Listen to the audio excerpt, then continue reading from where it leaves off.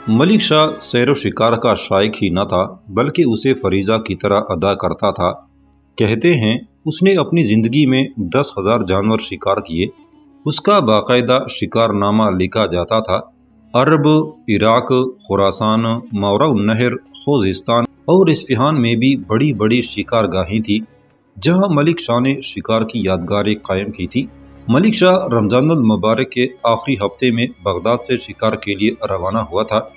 रमज़ान के महीने में मुसलमान आम तौर पर शिकार से परहेज करते थे, लेकिन मलिक शाह उस माह भी शिकार खेलता रहा और हर शिकार के कफारे के तौर पर 1 दीनार खैरात करता था। ईद का चांद दिखाई दिया तो मलिक शाह के दूसरे शौक ने अंगड़ाई ली। बगदाद में तो रक्स व सरूर की महफिलों की ममानियत थी। खलीफा मुक्तदी ने तमाम गाने वालियों को बगदाद से निकलवा दिया था। मलिक शाह को खलीफा के हुक्म की तो परवाह न थी।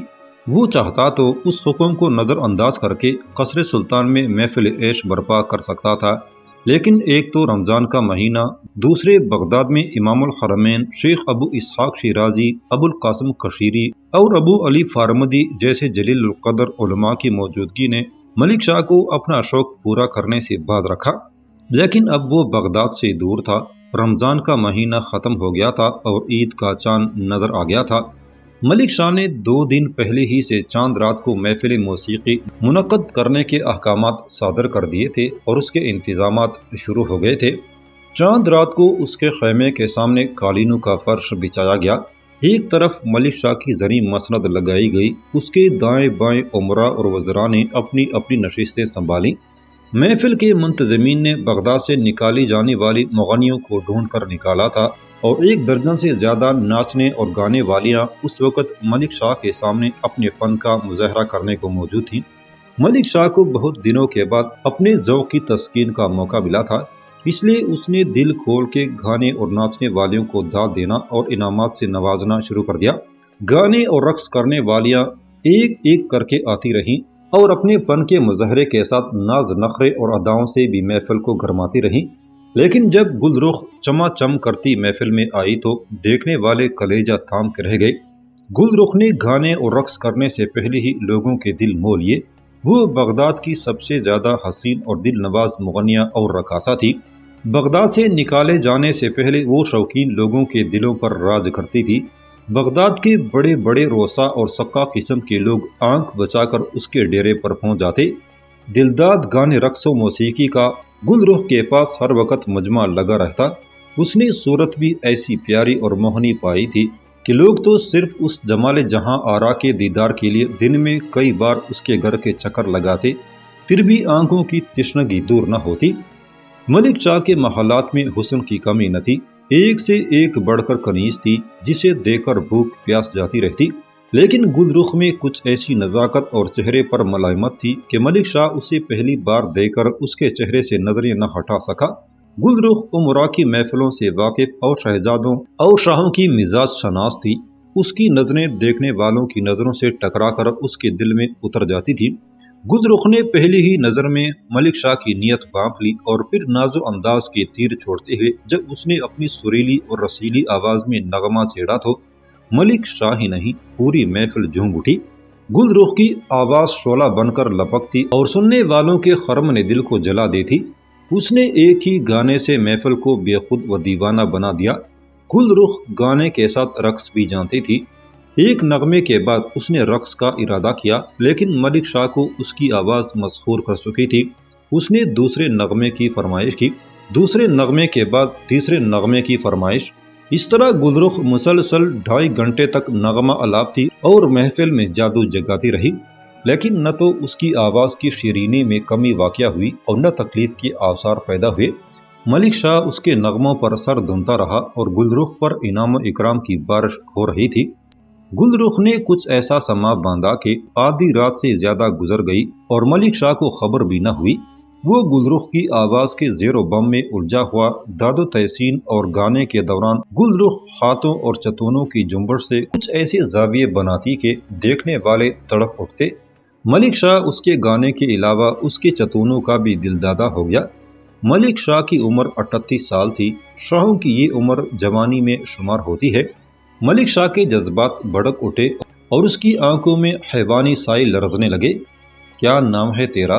ملک شاہ نے گانے کے اختتام پر خوابیدہ نظروں سے دیکھا۔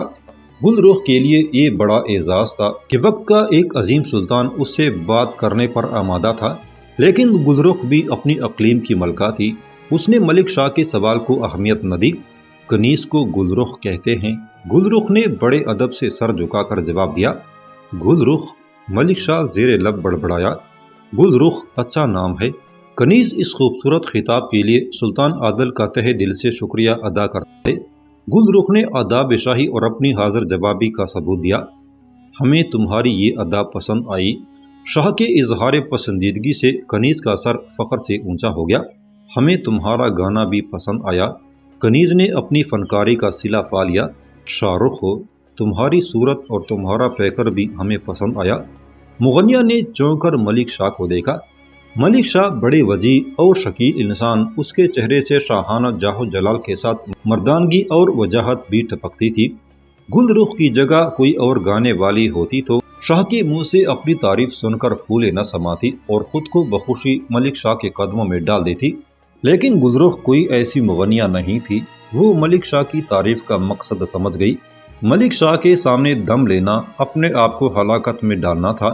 محفل میں بھی خاموشی چھا گئی تھی اور ہر شخص انتظار میں تھا کہ دیکھیں گل رخ اب ملک شاہ کے حسن طلب کا کیا جواب دیتی ہے۔ گل رخ نے جواب دیا، ایسا جواب کہ تمام حاضرین دنگ رہ گئے۔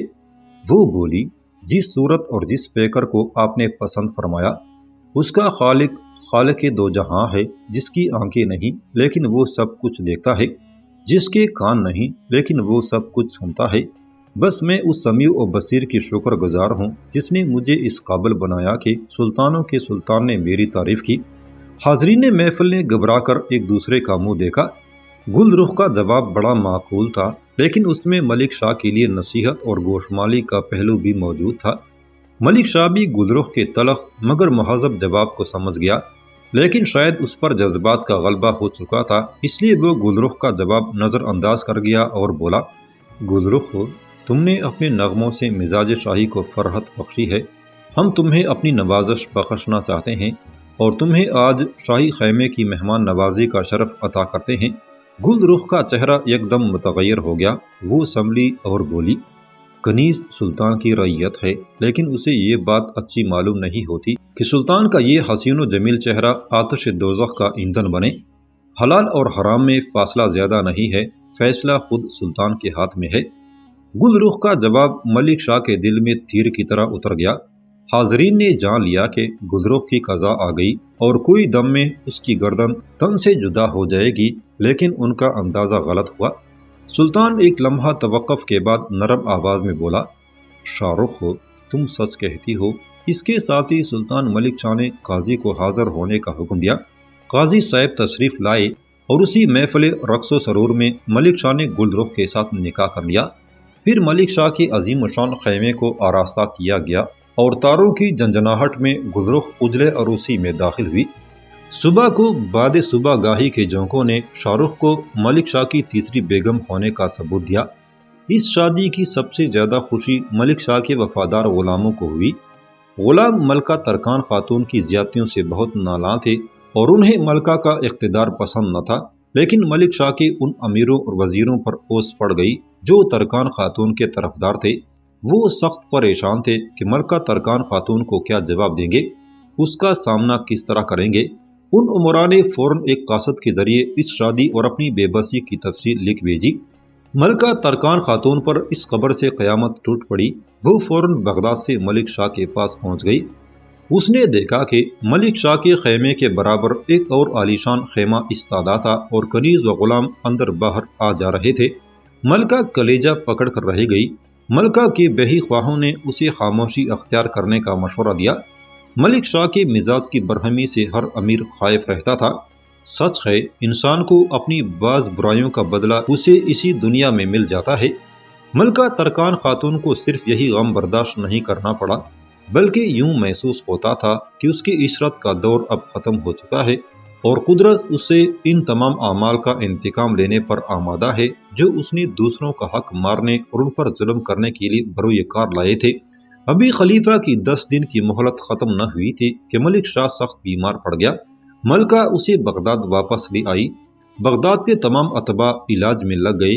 خلیفہ مقتدی، مادر ملکہ اور بادشاہ بیگم بھی سلطان کی عیادت کو آئے۔ ملک شاہ کو خون کی قے اور دست آ رہے تھے، وہ کسی طرح بند نہ ہوئے۔ آخر 6 شوال 485 ہجری کو ملک العدل سلطان ملک شاہ نے 20 سال حکومت کرنے کے بعد 38 سال کی عمر میں وادی اصفہان سے کوسوں دور غریب الوطنی کے عالم میں بغداد میں انتقال کیا۔ اس طرح خلیفۃ المسلمین امیر المومنین مقتدی کو 10 دن کی مہلت دینے والا موت کے ہاتھوں سے 10 دن کی مہلت بھی نہ پا سکا۔ پھر تاریخ کا یہ انکشاف بڑا حیرت انگیز ہے کہ ملک شاہ کا انتقال کسی مرض سے نہیں ہوا، بلکہ فرقہ حشیشیہ کے بانی حسن بن صبا کے جس فدائی نے نظام الملک کو خنجر مار کر قتل کیا تھا، اسی فدائی نے ملک شاہ کے کھانے میں زہر ملا کر اسے ختم کر دیا۔ حسن بن صبا کو نظام الملک کے کہنے پر ملک شاہ نے دربار سے نکلوا دیا تھا، اس لیے اس نے ایک کو قتل کرا کے اور دوسرے کو زہر دلوا کر اپنا انتقام لے لیا۔ جس رات ملک شاہ نے آخری ہچکی لے کر جان آفریں کے سپرد کی، اس کے کمرے میں نیا وزیر اعظم تاج الملک امیر مستوفی اور امیر ابو المعالی موجود تھے۔ یہ تمام امراء ملکہ ترکان خاتون کے ہمدرد اور وفادار تھے۔ تاج الملک کو تو خود ملکہ نے وزیر اعظم بنوایا تھا، ملکہ ترکان خاتون بھی دوسرے کمرے میں موجود تھی۔ تاج الملک کا ہاتھ نبض پر تھا اور ابو المعالی سینے پر ہاتھ رکھے دل کی حرکت تلاش کر رہا تھا۔ جب نبض اور دل کی حرکت اور دھڑکنیں معدوم ہو گئیں تو ابو المعالی نے سلطان ملک شاہ کی موت کا اعلان کیا۔ ملکہ ترکان خاتون پہلے ہی ملک شاہ کی زندگی سے نا امید ہو چکی تھی، اس نے یہ اعلان بڑے بے صبر و سکون سے سنا، پھر کمرے میں پڑا ہوا حریری پردہ اٹھا کر بے نقاب امیروں کے سامنے آ گئی۔ تمام امیر گھبرا کر کھڑے ہو گئے، سوائے تاج الملک کے کسی اور امیر نے ملکہ کو ابھی تک نہ دیکھا تھا۔ امیروں نے ملکہ کے اس قدم کو ایک اضطراری رد عمل خیال کیا۔ ملکہ آہستہ آہستہ ملک شاہ کے سرہانے پہنچی، جھک کر ملک شاہ کا بے جان چہرہ دیکھا اور سیدھے کھڑے ہو کر آنکھیں بند کر لیں۔ امیر جھکی نظروں سے ملکہ کو دیکھ رہے تھے۔ ملکہ کا چہرہ ستا ہوا اور پھیکا پھیکا تھا۔ جب اس طرح کئی لمحے گزر گئے تو مستوفی نے تاج الملک کو اشارہ کیا۔ انہیں خطرہ پیدا ہوا کہ ملکہ کہیں شدت غم سے بے ہوش نہ ہو جائے۔ ملکہ عالیہ، تاج الملک مستوفی کا اشارہ پا کر بولا، معیشتی عزدی میں کسی کو دخل نہیں، بندگان عالی ملکہ کے اس عظیم غم میں برابر کی شریک ہیں۔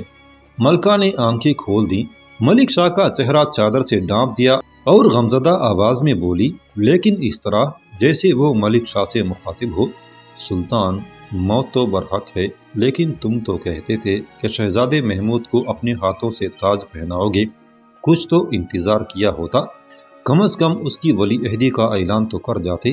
میں اکیلے کیا کروں گی، میرا ساتھ کون دے گا، تمہارا دم بھرنے والے بھی آنکھیں پھیر لیں گے، مجھے تنہا کیوں چھوڑ گئی ملک شاہ۔